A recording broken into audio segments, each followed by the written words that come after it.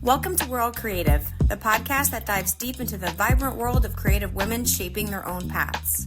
I'm Roxanne Fuentes, and each week I sit down with inspiring women from across the creative spectrum, artists, entrepreneurs, designers, storytellers, and many more, to uncover the real stories behind their careers, passions, and creative journeys. Whether you're a seasoned creative or just beginning your journey, this space is here to remind you, creativity lives in all of us, and you're not alone. So grab your favorite drink and let's get inspired. I'm super excited to have you just because I've been following along with you for a while now. And most recently, I've been seeing you've just been doing a lot. So I was like, I have to get her in a conversation because what better time? I feel like a lot of people, especially now, maybe with the rise of AI and all of that, that maybe people are a little bit scared to enter this art world. They're not sure, where to go from here. So I'm trying to have more conversations with artists who I feel could have a direct impact on people and, their career, or maybe not even career, maybe just like what they want to do on the side or just their artistic journey in general. So I'd love to start off with you just telling a quick little synopsis of your background and, how you got to where you are now. Yeah, thank you for having me. I completely understand the fear around AI at the moment, more than ever, actually, with I think how quick it felt like it kind of took over the creative jobs. I think a lot of us thought that AI would come over after all the other jobs. I would relax in terms of where AI is going, in terms of when I try and teach and help other artists in my community. I really want them to see art as so much more than just to make money. And I really do try to encourage to build a brand alongside their art as well, because actually, more than ever, people are looking for that human touch that I feel is getting lost because of AI. And if you can build a really strong brand alongside your art, then it's so much more powerful. And that's kind of what I've done. But to go back to your first question, I'm just going to give you a little bit of a background of how I started, where I'm at now. So I have always been passionate about illustration from a really young age. But it wasn't until I would say just before uni that I decided I wanted to study graphic design. So a little bit different from illustration. I remember in my last year at college applying for all of the universities that I wanted to get into. I applied and I got rejected, fun fact, by all 5 of those universities. Oh my God. And I remember just feeling like my world has ended. What am I going to do? And I was I just felt really lost in that moment. And I share this story a lot because I want people to know that there is hope even when one door closes, so many other opportunities arise. And after getting rejected by all 5 universities, I decided to enroll in a local course to try and improve my portfolio a little bit. Spent a year doing that, an art foundation nearby.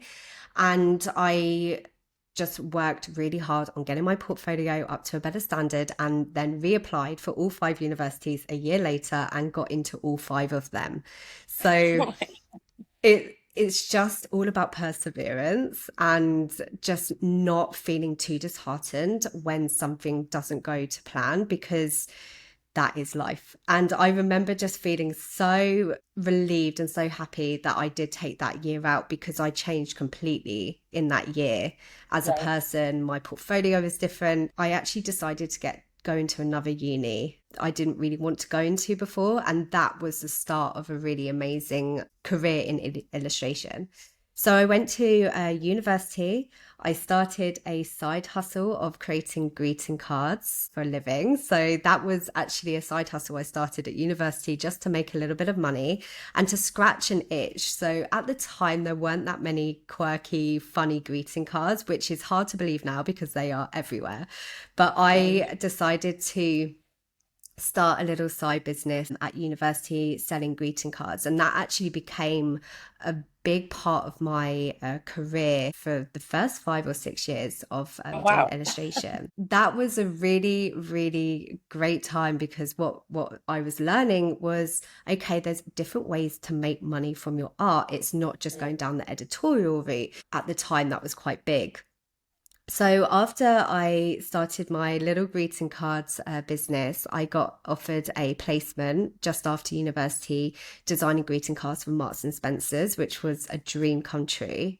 And at the end of that, they offered me a job designing greeting cards for them full time. And I remember just thinking, oh my God, I've hit the jackpot. I'm so excited. Like, this is the dream job that I wanted. But I had just agreed to move to Berlin with my partner at the time.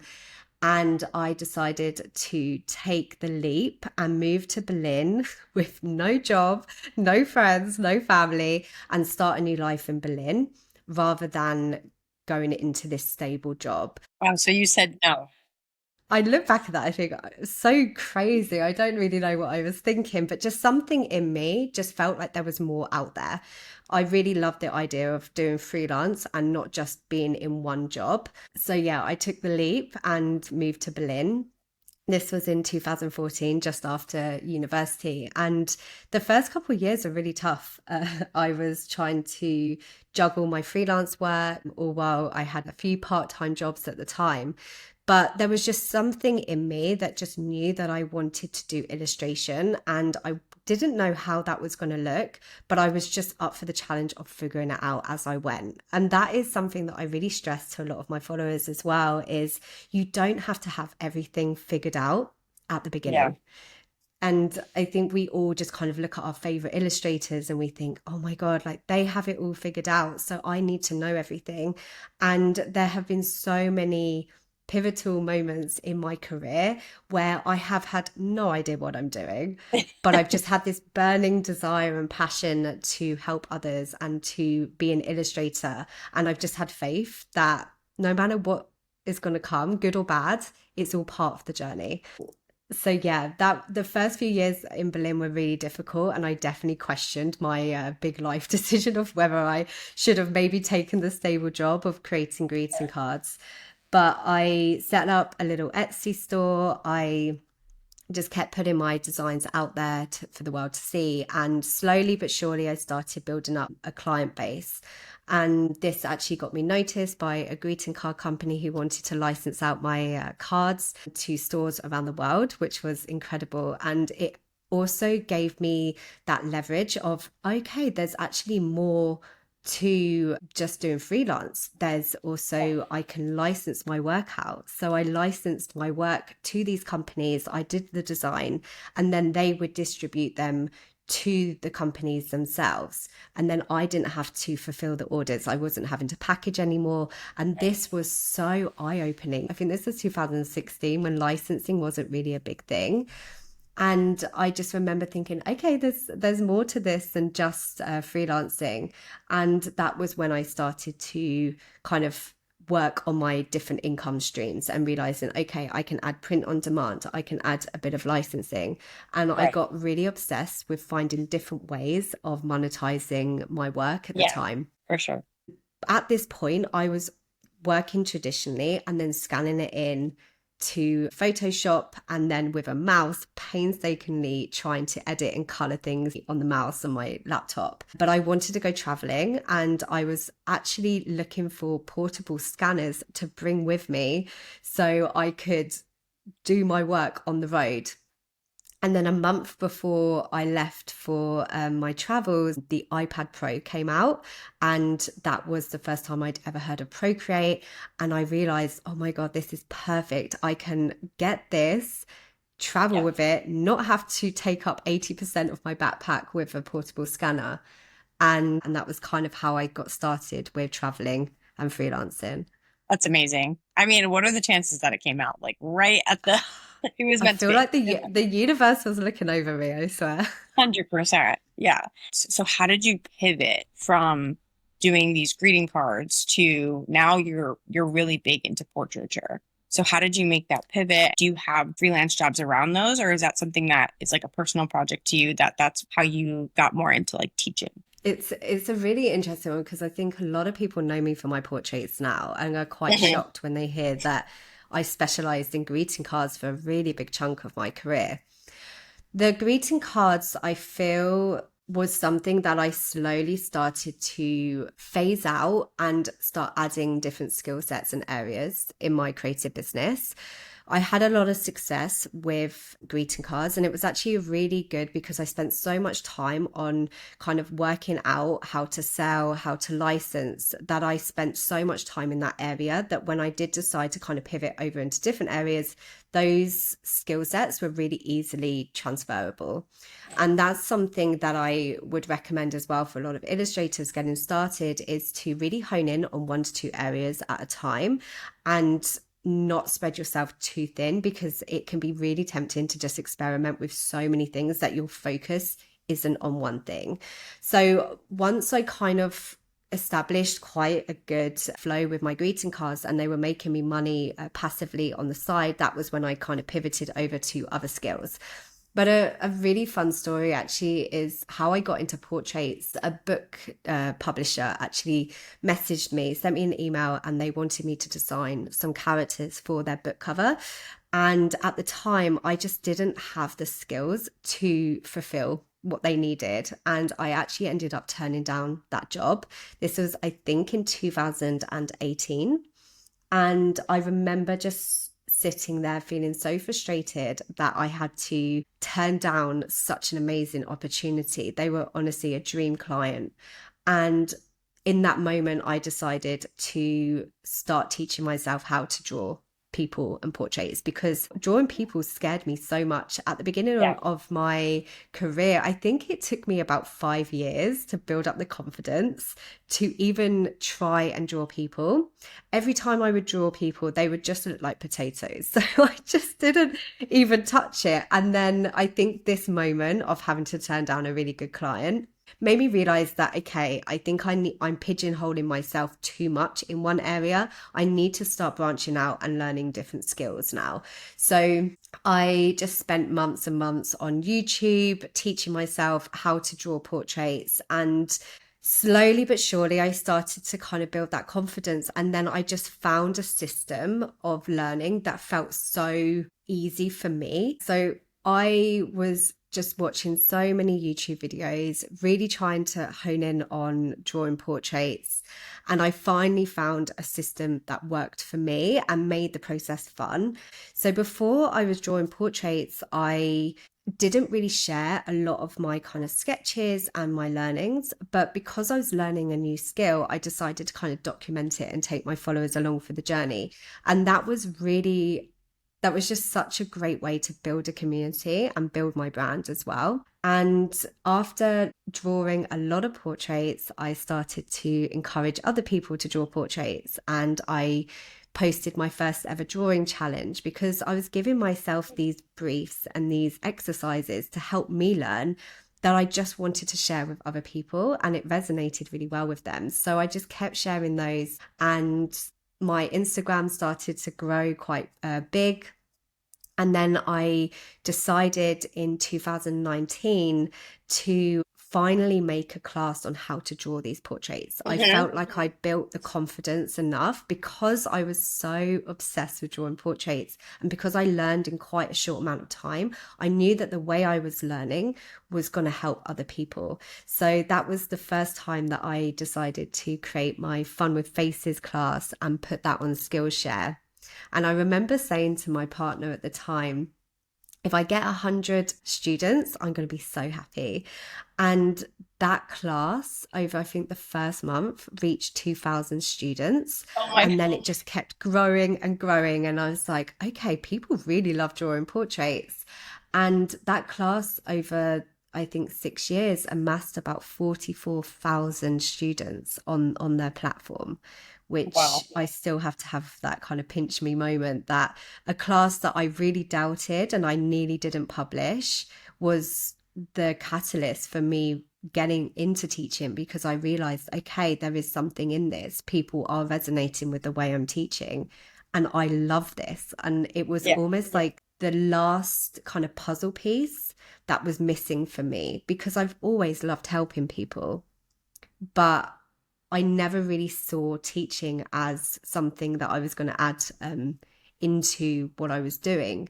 So when I kind of got that great feedback from people, I realized, okay, I love doing this and people are really enjoying these classes. And that was the kind of turning point for me, because then I just started to see what else I could teach on Are that. you still licensing your work and doing client work, or are you focusing more on teaching? I'm focusing a lot more on teaching now. I was doing licensing and print on demand for a very long time, and I had a lot of success in it, and I still do have success in it.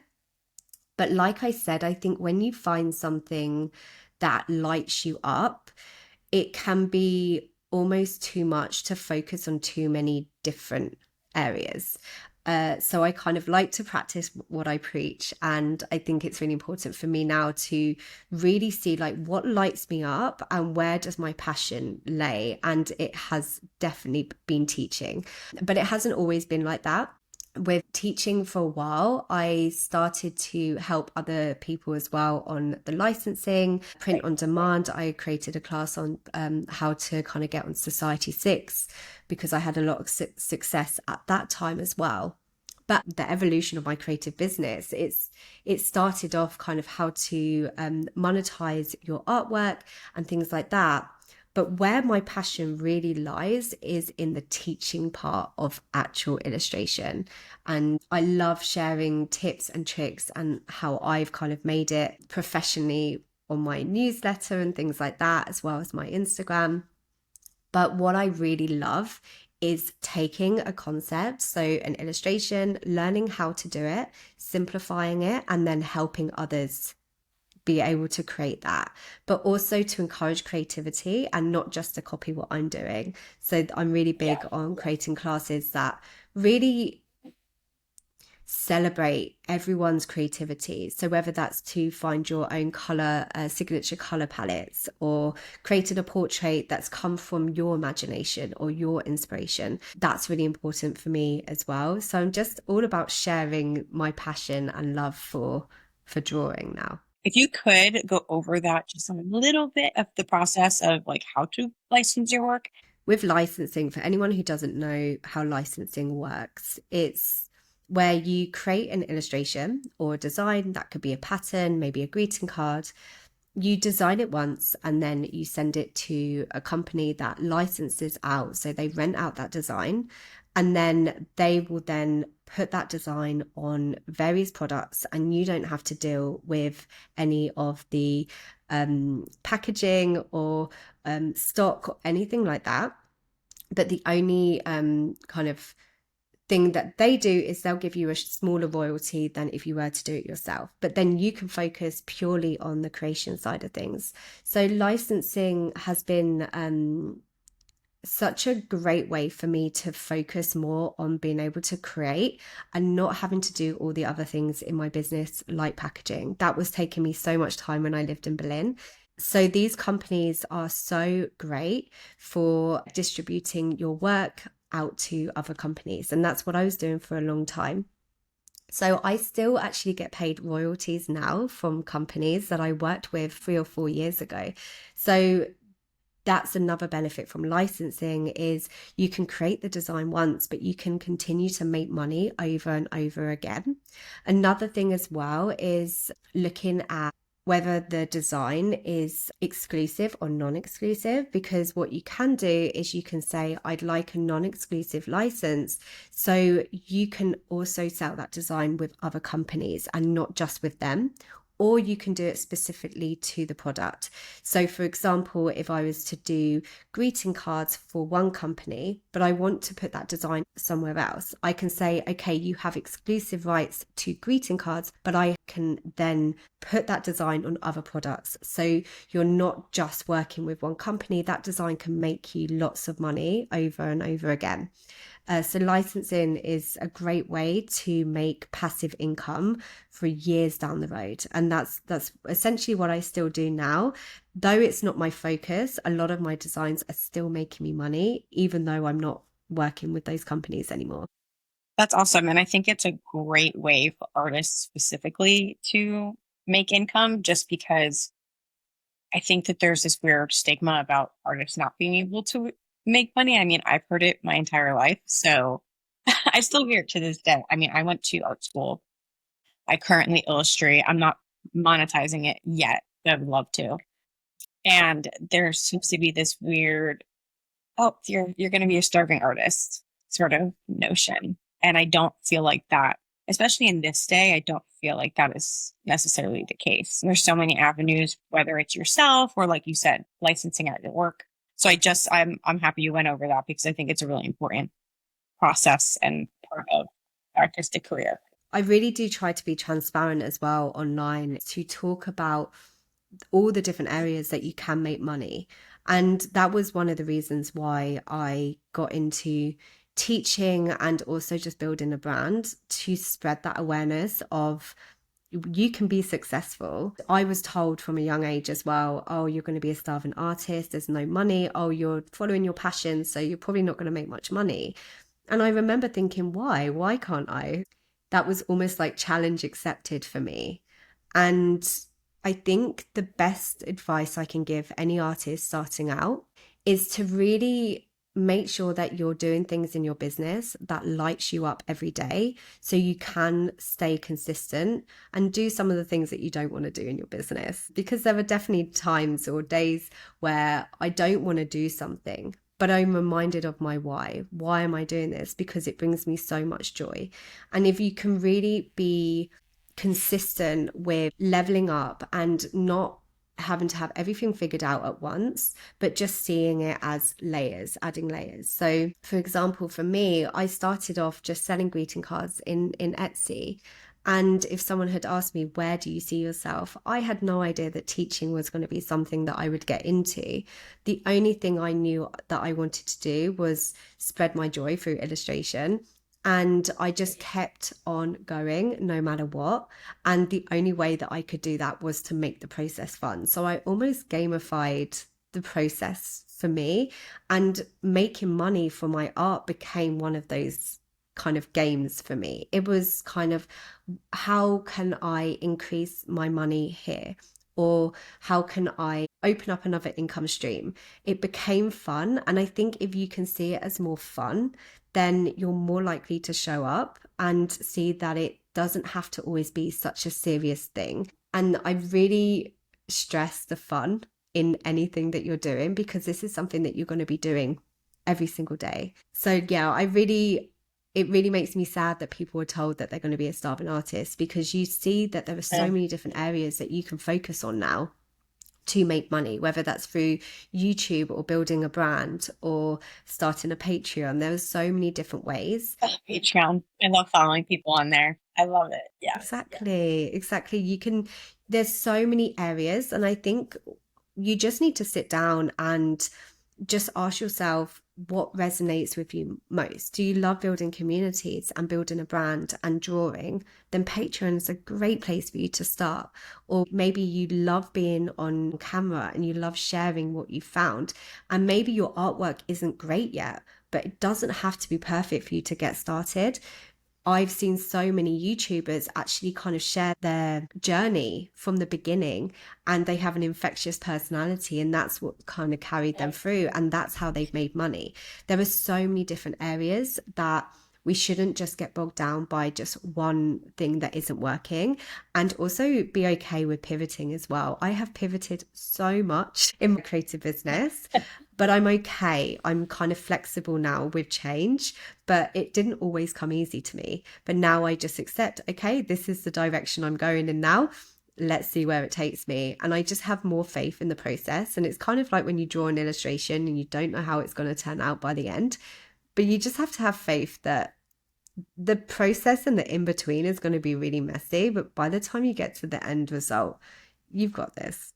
Yeah, you're going to delete a bunch of times, especially digitally. You're like, never mind. The amount of times I go back and forth is crazy. And when I draw traditionally now as well, it's so funny. I still do the gestures on my paper to undo. And I realize, no, I can't do this. I'm not working digital right now because I'm so used to being able to undo on Procreate so easily. Yeah. Since we're going over all the income streams, do you mind sharing where your income streams lie? I think it's important for people to know like how many there are possibilities. I know we just went over a few like Patreon and things like that, but knowing sort of like the structure around artists' income or business, I think is really helpful. So I'm going to go back a little bit and kind of tell you where my income streams were coming and how they kind of evolved and changed over time.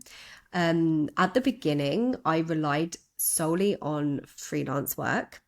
That was the most stable way for me to kind of create an illustration and then get paid for that. That then helped kind of support me when I started slowly transitioning more into licensing, because licensing on its own can definitely be a little bit more unstable and sporadic, especially those first couple of months. You don't really know how much you're going to get paid. So it's really good to kind of have some stable jobs on the side. So I was also working some part-time jobs, babysitting, and there's nothing wrong with having lots of part-time jobs while you're kind of transitioning over to full-time illustrator. So I did that for a little bit, and then I got into print on demand as well. So I added print on demand as well as my freelancing, licensing. Then I added teaching onto that. And then I would say that and a little bit of affiliate marketing I was doing at the time. I wasn't making that much money from it, but it was still an income stream that I was kind of excited to try out and experiment with. But mostly it came from teaching, print on demand, licensing, and freelancing. And those I would say were quite balanced between all four of those for a few years. And then as I got into more and more teaching, I would say licensing still was doing really, really well. A little bit of print on demand, and then teaching slowly started to take over. And of course, if you're not designing new illustrations on a regular basis, that can definitely slowly start to drop. And like I said, my focus just went into teaching. If I didn't have teaching, I would have had so much more focus on those three areas. Licensing still makes me money. Now I still have greeting cards that I designed in 2016, still making me income today, which is pretty wild. But it's also really exciting because it just means that there's more, right? Like there's endless possibilities. There's room for us all because we have a unique take on how we approach things. Actually, this is a really good example. I nearly didn't post my Fun with Faces class because I said to myself, who needs another portrait class? Everyone's done portraits on Skillshare. There's no room for me. And if I had listened to that monkey brain and that self-doubt and not posted that course, I wonder how different my career would have been. And I'm really grateful that I didn't listen to that and said to myself, no, I have a unique way of teaching and I have a unique style that I can bring. And everyone has that. Just because it's already been done, it doesn't mean that people don't want to learn it from you. And that goes with illustration as well. I feel like yours is pretty unique, but even if you're somebody who style isn't like crazy unique, still just as an individual, people might want to learn from you over somebody else. So we all have our own personalities and our own ways, like you said, ways of teaching. So I don't think anybody should hold themselves back just because of that. But because you do have this unique style, like, how did you get there? How did you develop that style? This elusive kind of how do I find my style question. I know, it's the worst. I think it keeps a lot of artists up at night, including me at the start for sure. It's definitely an ongoing process, and I want to give a little bit of advice for people starting out. I think we're giving that advice of just draw as much as possible and your style will just one day miraculously appear. And there's a little bit of truth to that. But what I feel a lot of people aren't taught is kind of how to analyze their work so that they can speed that process up. So you're being a little bit more intentional with how you approach finding your style. So you have to be a little bit more analytical. When I was doing my greeting cards, what I would do is I would post them onto print on demand sites, and then I would really be quite strategic with what's selling, what isn't, what's working, what isn't, and then I would create more in that vein. And this is kind of how I approached my portraits as well, is I would create in collections and I would put them out there, see what resonates and see what things that I liked, things that didn't quite work in that specific collection, and then I would create another collection. So I started my Fun with Faces drawing challenge in 2019, and that was a great way for my followers to have prompts. So they had a few constraints, but they also had that creativity. So the challenge would be create a portrait based off of 3 words on that day. So for example, it could be freckles, long hair, and pattern. And then they would have to include those 3 words in their portraits.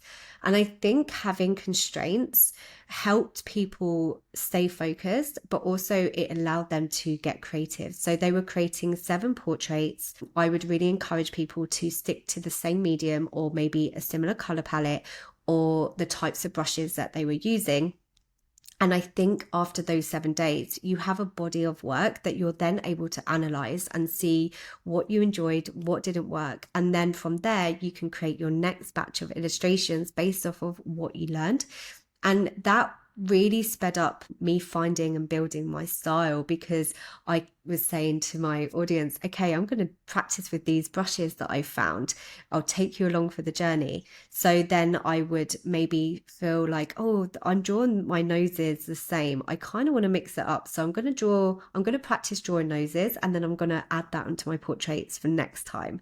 So it was always about what's working, what can I add and what can I play with to kind of get that progress a lot quicker than if I'm just randomly drawing things and hoping that something will stick. So you've got to be a little bit strategic with it. I love the color that you use and the palettes. And I think even if you're an artist that's been doing this for a long time, I think color theory and just colors in general can be very hard to figure out what goes well with what and all of that. So I'm glad that there's people like you that are teaching how to not only find your style, but, how to figure out those kinds of things, because it can really elevate and distinguish your style. Color is very, very important, especially for our minds, like what we want people to think about our work, how we want people to feel. Color is very important. I really understand that. I struggled a lot with color at the beginning, and not a lot of people know this about me, but I have quite severe ADHD, and I really struggled learning at school. And that would include anything that was taught to me about color theory, anything that felt boring or dense. My brain would just have this superpower where it would just shut off and not want to retain any information. And for a long time, that knocked my confidence, because I thought I couldn't learn well. I struggled in class. And one of the things that I've really tried to put into my classes is to help people that maybe struggle a little bit with focusing or grasping concepts that feel quite complicated, like color theory, because there's only so much you can learn about color theory and how color works. It can be really hard to understand it, but then not actually put it into your own artwork. So with my color class, for example, I really tried to make all of my classes actionable and easy for people to follow, so they can actually create their own color palettes based off of their own unique tastes, because that's where a lot of our signature style lays, is in the colors that we're drawn to and choose in our own artwork. And I remember struggling for a very long time with color theory. I just kept listening to videos, watching videos and trying to understand it. And I just couldn't grasp it. And it wasn't until I actually started to learn just some basic rules and then experimented in my own work. And that's when something clicked in me. It's like, okay, I need to learn by doing. And then I'm now teaching others to be able to learn by doing, rather than just me droning on about color theory. Do you have advice for anybody who would want to start teaching or want to get into that side of things? Get started. I had advice for myself as well, because there were so many times where I put off teaching because I didn't feel ready, or because I was worried about not having the best equipment, or my recording wasn't perfect. And there have been so many times that perfectionism has held me back in a lot of decision making that I've had to kind of overcome over the last few years. So I would suggest you learn best by doing, and the only way to learn is by failing and being okay with failing. I have had so many moments where I put work out there that wasn't that great, and I've done work that I have had no idea what I'm doing, and I think you have to be okay with sucking for a bit. You just have to get over that. Be okay with being embarrassed, with feeling awkward, with not being able to be confident on camera. Being cringy. Being cringy, embrace the cringe, because I look back at old videos and it's actually really nice as well, kind of seeing my old YouTube videos or some of my older classes, and I can see how uncomfortable and awkward I felt. But I just had to go through that and be okay with it.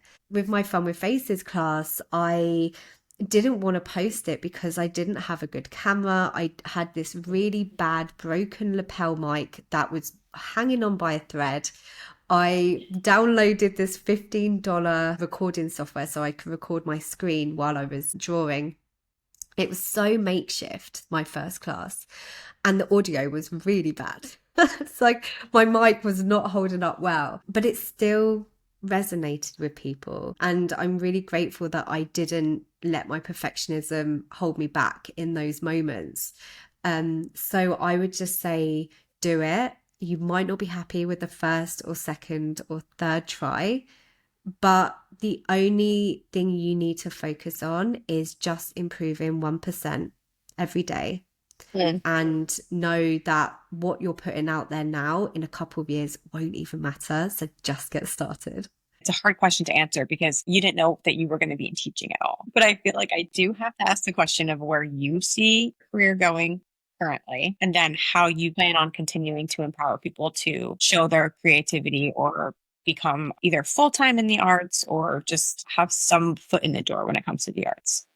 At the moment, I'm currently building and working on, with my business partner, an online digital art school called Fun with Drawing. It's going to be all based around classes to help you become better professional illustrators.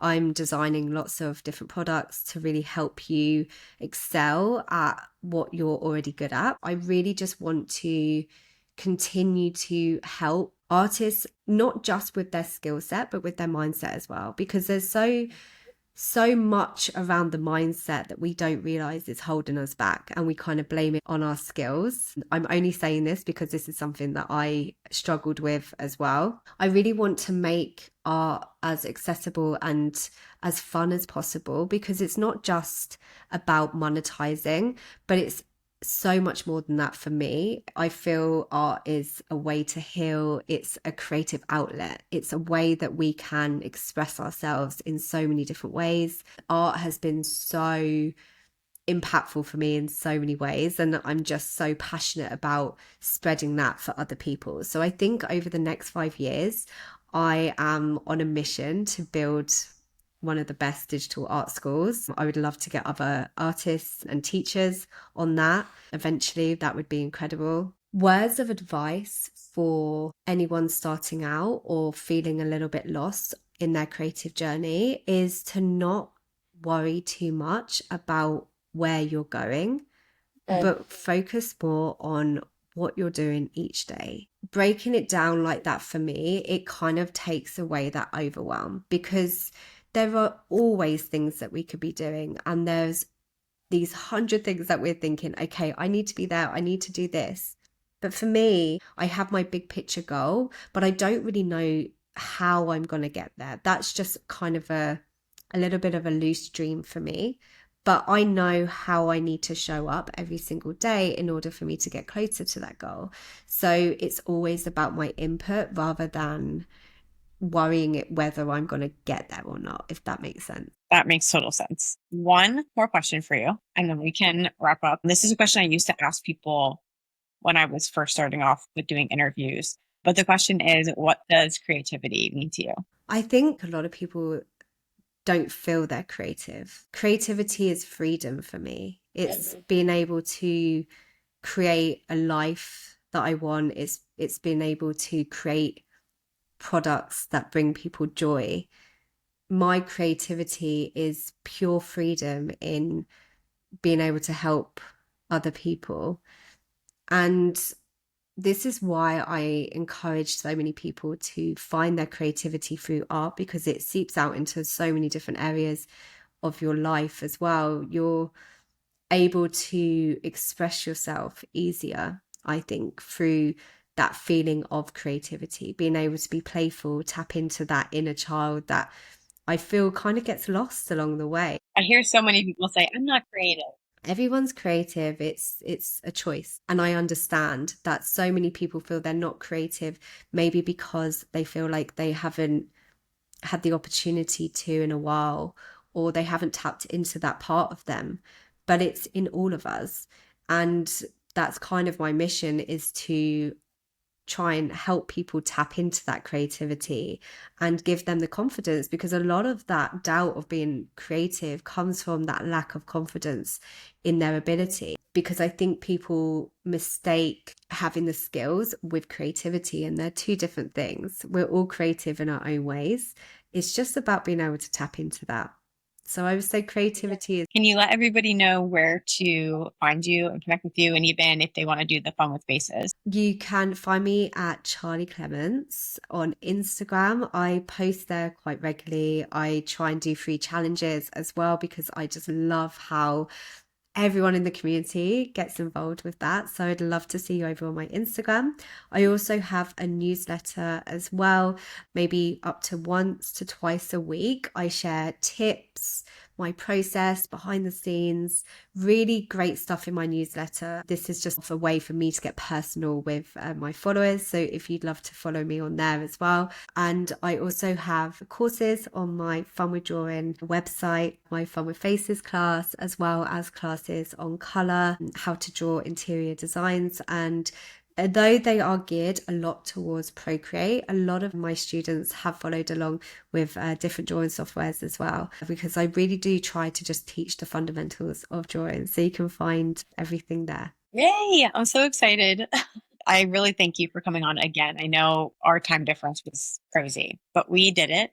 I really appreciate it. And it's so lovely getting to know you. I had to listen to your podcast, and yeah, I just love what you're doing. Oh, thanks so much. I haven't seen, too many people talk about this sort of thing. My parents were very supportive of the arts. My mom always wanted me to draw. She always wanted me in plays, like any sort of arts. My mom was like really into it, but not everybody has that. So I think if I can spread anything, it's just knowledge that there is a way to be creative and monetize it if you would like to. Yeah, absolutely. I love that. I'm the same, actually. I'm very grateful that my mum is very supportive of me pursuing illustration from a young age.